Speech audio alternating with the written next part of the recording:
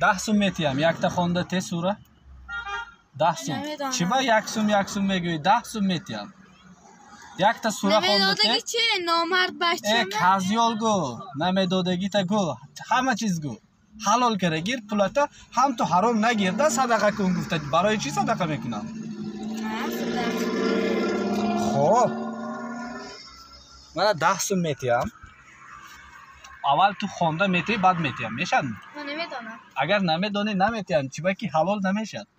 حلال میشه چی به حلال نمیشه تو 4 موچلت ساق باشی چخیلی حلال میشد تو کار کن بگیر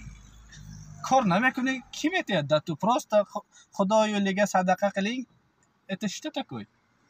شته تکا چی گفین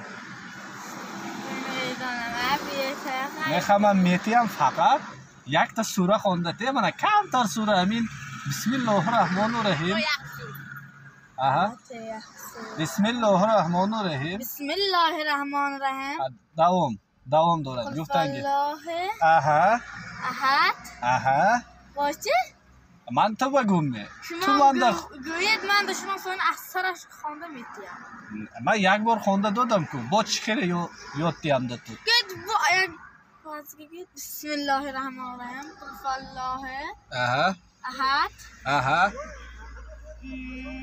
رشته من دوم بده تو من یک بار گفتم کو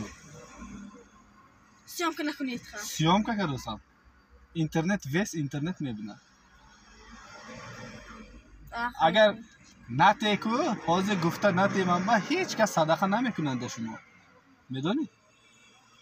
حاضر خونده میتی میره نه که 10 سوم میتیم لفظم حلال دمه شما گفته تیه بسم الله الرحمن الرحیم تو من با 10 سوم میتی